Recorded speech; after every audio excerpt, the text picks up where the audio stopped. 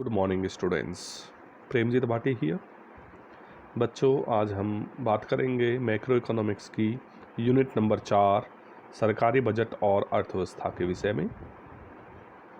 यह unit CBSE board examination में 6 number के लिए पूछी जाती है। बहुत ही साधारण यूनिट है। तो चलो बात करते हैं सरकारी बजट की।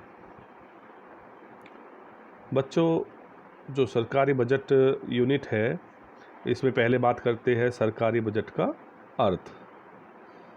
जैसा कि लिखा हुआ है, सरकारी बजट एक वित्तीय वर्ष में सरकार के अनुमानित प्राप्तियों और अनुमानित व्यय का ब्यौरा होता है। अनुमानित क्यों? क्योंकि जो सरकार बजट बनाती है वह आने वाले वित्तीय वर्ष के लिए पहले से ही बजट बना के रख लेती है। ठीक है। जो सरकार बजट बनाती है उसके उद्देश्य कुछ होते हैं, तो इसके बारे में थोड़ा सा हम यहाँ डिस्कशन करेंगे। उद्देश्य क्या है सरकारी बजट के?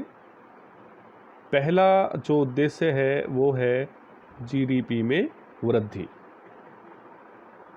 बच्चों, देश का विकास तभी होगा जब हमारी जीडीपी में लगातार वृद्धि होगी।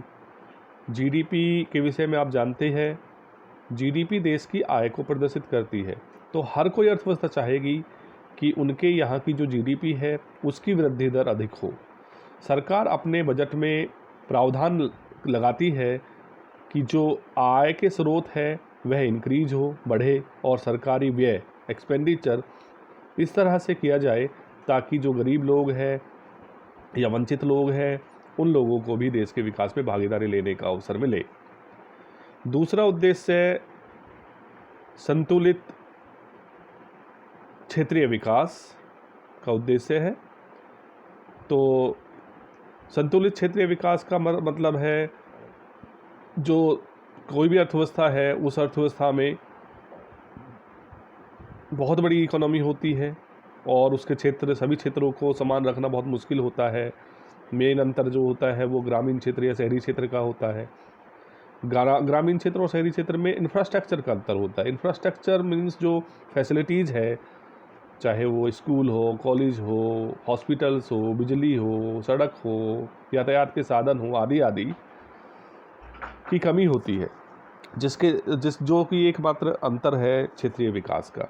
तो सरकार अपने बजट में ऐसे प्रावधान रखती है कि जो पिछड़े हुए क्षेत्र है उनमें भी इंफ्रास्ट्रक्चर को विकसित किया जाए और समानता लाई जाए। तीसरा जो उद्देश्य है वो संसाधनों का बंटवारा।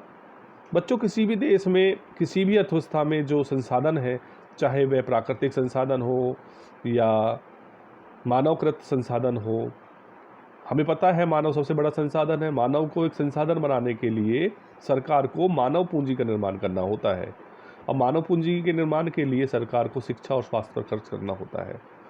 भारत जैसे विकासशील देश में जो जनसंख्या ज़्यादातर गरीब है और गरीब लोग अपनी आधारभूत आवश्यकताओं की ही पूर्ति नहीं कर पाते हैं, तो शिक्षा और स्वास्थ्य के लिए वो सरकार की तरफ देखते हैं। तो सरकार अपने बजट में ऐसे प्रावधान रखती है कि जो गरीब लोग हैं उनको ज़्यादा से ज़्यादा अवसर मिले शिक्षित होने के, स्वास्थ्य सुविधाओं के, आदि आदि। चौथा जो उद्देश्य निकल के आता है वो है redistribution of income and wealth, आय और संपत्ति का पुनः वितरण। इसका अर्थ है जो संपत्ति है, संपत्ति पर किसका हक हो, ये निर्भर करता है कि व्यक्ति क्या काम कर रहा है, व्यक्ति क्या रोजगार कर रहा है, और रोजगार प्राप्त करना निर्भर करता है मानव कितना ज़्यादा आर्थिक रूप से प्रोडक्टिव है, उत्पादक है। और प्रोडक्टिविटी बढ़ाने के लिए मानव पूंजी में खर्च करना बहुत ज़रूरी होता है। तो फिर से एक बार यहाँ पर बात आती है कि जो आय और संपत्ति है, सरकार अपने बजट में उसका पुनः वितरण करने का प्रावधान रखती है। सरकार अमीर लोगों पर ज़्यादा टैक्स लगा देती है और गरीबों को हस्तांतरित आय के माध्यम से या सब्सिडीज़ के माध्यम से उनके पास अधिक से अधिक धन पहुंचाने का प्रयास करती है।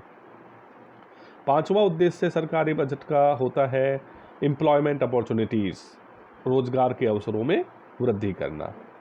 बच्चों, रोजगार कब मिलेगा? फिर से यही बात मूलभूत बात आ रही है कि जब व्यक्ति शिक्षित होगा, स्वस्थ होगा, प्रोडक्टिव होगा तो उसको रोज़गार मिलेगा। और लोगों को रोज़गार करना दिलाना एक मुख्य उद्देश्य बन जाता है, लेकिन केवल शिक्षित करना या उनके स्वास्थ्य का ध्यान रखना ही सब कुछ नहीं है। सरकार को अपने नागरिकों के लिए रोज़गार के नए नए अवसरों को सृजित करना होता है, और इस रोज़गार सृजन के कार्य के लिए सरकार बजट में प्रावधान रखती है, चाहे वो इंफ्रास्ट्रक्चर डेवलपमेंट एक्टिविटीज़ हो या अन्य इंसेंटिव्स हो, निजी क्षेत्र के निवेशकों को प्रेरित करने के लिए या विदेशी निवेश को अपने देश में लाने के लिए। अधिक निवेश होगा, अधिक रोजगार के अवसर मिलेंगे। छठा जो उद्देश्य है वो है आर्थिक स्थिरता। बच्चों, आर्थिक स्थिरता सिंपली ना तो इन्फ्लेशन हो, ना ही डिफ्लेशन हो, ना तो महंगाई हो, ना ही मंदी हो। तो सरकार अपने बजट में अपने बजट व्यय और बजट प्राप्तियों के टूल से ऐसा प्रयास करती है कि जो महंगाई है वो भी ना बढ़े और मंदी भी ना आए। तो बच्चों, ये हमने 6 उद्देश्य पढ़े सरकारी बजट के। अब बात करते हैं जो मुख्य इसका आता है, सरकारी बजट का प्रारूप, ये सरकारी बजट के अंग। बहुत इंपॉर्टेंट, ये चीज़ समझ में आ गई तो समझो आपको यूनिट क्लियर हो गई।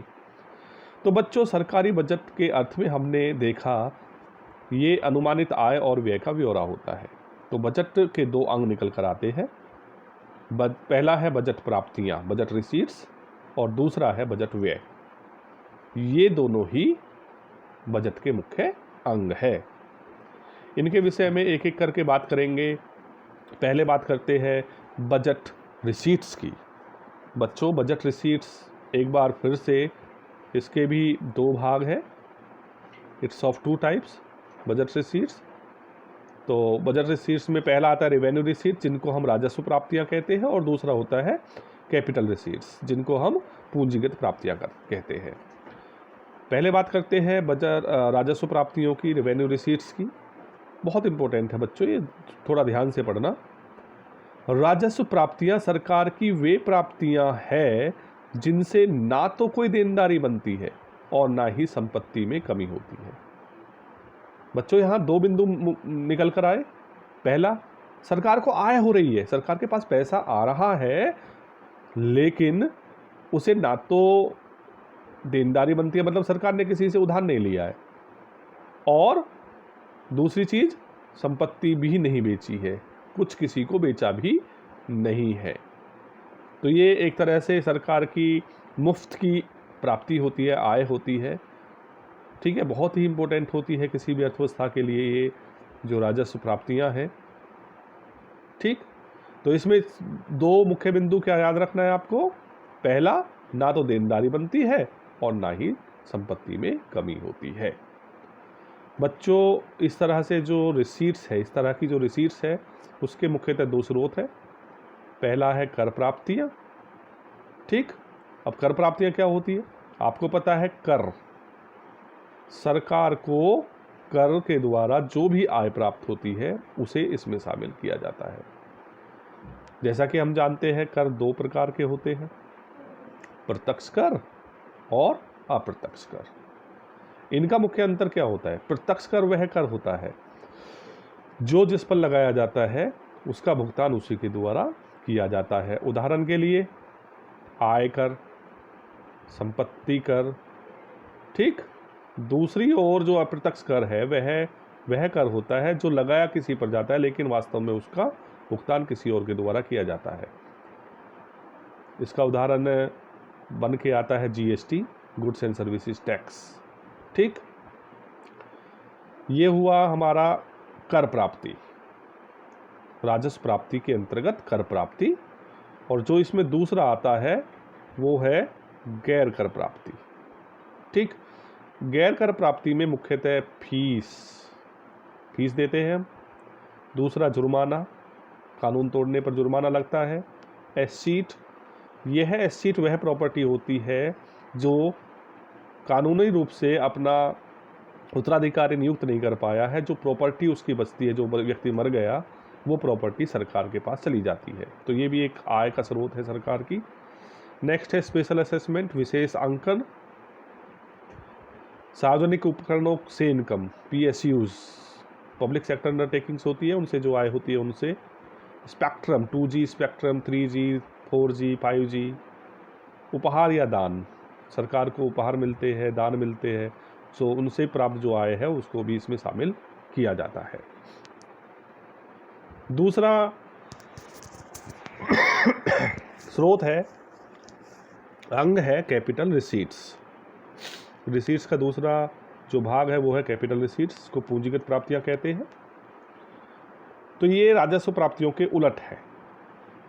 जैसा कि देखो मीनिंग देखेंगे, पूंजीगत प्राप्तियां वे प्राप्तियां हैं जिनसे या तो देनदारी बने या संपत्ति में कमी हो। मतलब सरकार को आय आएगी लेकिन उसके लिए सरकार को या तो कुछ बेचना पड़ेगा या किसी से उधार लेना पड़ेगा, ठीक है ना, ये जैसा मैंने यहाँ पर लिखा है।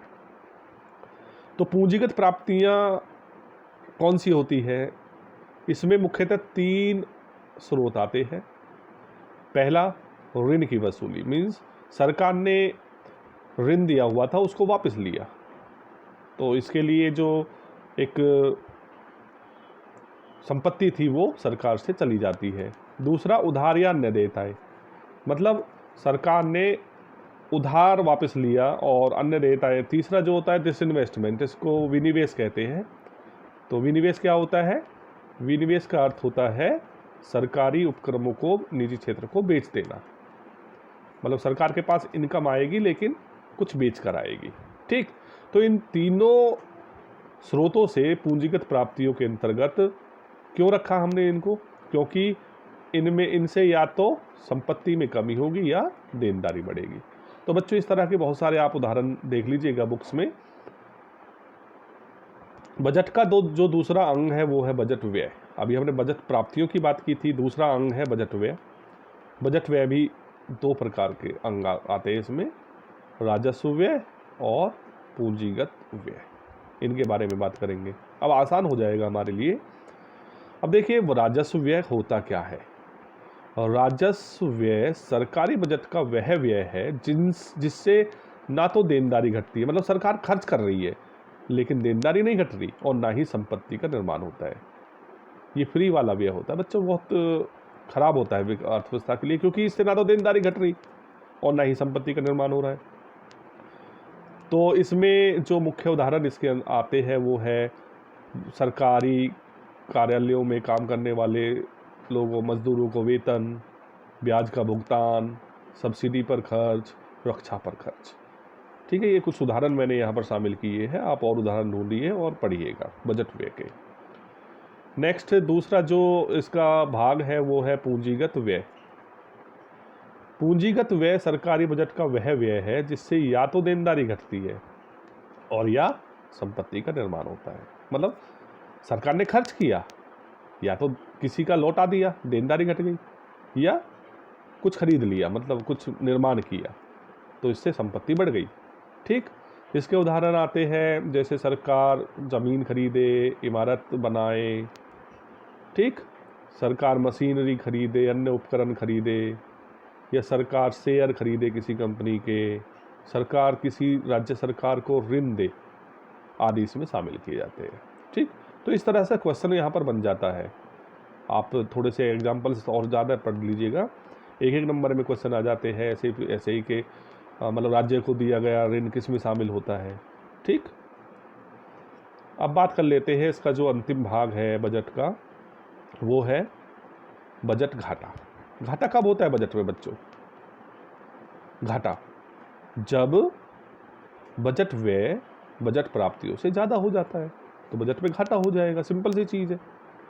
तो बच्चों हमारे जो बजट में घाटा होता है वो 3 प्रकार का है। पहला है राजस्व व्यय घाटा, दूसरा है राजकोषीय घाटा, और तीसरा है प्राथमिक घाटा, ठीक। राजस्व घाटा क्या होता है? यह वह घाटा है जब राजस्व व्यय, अभी पढ़ा था ऊपर हमने राजस्व और पूंजीगत व्यय, ठीक है। राजस्व व्यय राजस्व प्राप्तियों से ज़्यादा हो जाता है। इसका सीधा सा फॉर्मूला है, राजस्व घाटा बराबर राजस्व व्यय माइनस राजस्व प्राप्तियां। इसमें केवल राजस्व को ही हम लेते हैं, पूंजीगत को नहीं लेते हैं। दूसरा राजकोषीय घाटा, तो ये थोड़ा बड़ा है। राजकोषीय घाटा उस समय होता है जब बजट व्यय क्या क्या आता है इसमें, कौन कौन सा व्यय आता है, यस, राजस्व व्यय और पूंजीगत व्यय ज़्यादा हो जाता है किससे, बजट प्राप्तियों से। प्राप्तियों में भी कौन सा आता है बजट प्राप्तियों में, राजस्व प्राप्तियां और पूंजीगत प्राप्तियां। लेकिन इसमें किसको छोड़ देते हैं, उधार को छोड़कर ज़्यादा हो जाता है। समझ गए सिंपल क्या होता है भाई, अभी इसके बारे में बताएं। राजकोषीय घाटा क्या होता है, उस समय होता है जब बजट व्यय बजट प्राप्तियों उधार को छोड़कर से ज़्यादा हो जाता है। इसका फॉर्मूला क्या है, राजकोषीय घाटा बराबर होता है कुल व्यय, राजस्व व्यय और पूंजीगत व्यय माइनस कुल प्राप्तियां, राजस्व प्राप्तियां और पूंजीगत प्राप्तियां उधार को छोड़कर। ठीक। तीसरा घाटा है प्राथमिक घाटा, सिंपल है, राजकोषीय घाटे और ब्याज के भुगतान का अंतर है। जो राजकोषीय घाटे में से यदि हम ब्याज के भुगतान को माइनस कर देंगे, लिखा है यहाँ पर प्राथमिक घाटा बराबर राजकोषीय घाटा माइनस ब्याज का भुगतान, तो हमें प्राथमिक घाटा मिल जाएगा। इस तरह के फॉर्मूले में डाल के क्वेश्चन 1 नंबर का पूछा जा सकता है, तो आप उस तरह की भी तैयारी कर लीजिएगा। बच्चों ये हमने इस यूनिट के कुछ मेन चीज़ें पढ़ी। इसमें से क्वेश्चंस जो बनते हैं वो मैं आपको अलग से ये नोट्स भी भेज दूंगा और क्वेश्चंस भी भेज दूंगा, या आपके पास जो भी बुक है उस बुक के पीछे जो एक्सरसाइज दी गई है उस एक्सरसाइज में से MCQs या other objective type questions 3-4 marks questions या 6 मार्क्स क्वेश्चन आप कर लीजिएगा। इस यूनिट में से एक अंतर का क्वेश्चन आ जाता है, कुछ भी अंतर है, जैसे मान लीजिए राजस्व प्राप्तियाँ पूंजीगत प्राप्तियों में अंतर, ठीक, राजस्व व्यय और पूंजीगत व्यय में अंतर, प्राथमिक घाटा के जो इम्प्लीकेशंस है ये पूछी जा सकती है। तो इस तरह से आप इस यूनिट के क्वेश्चंस की प्रैक्टिस जरूर कीजिएगा। ठीक है, question practice is must, question practice बहुत ज़रूरी है। धन्यवाद, आपका दिन शुभ हो।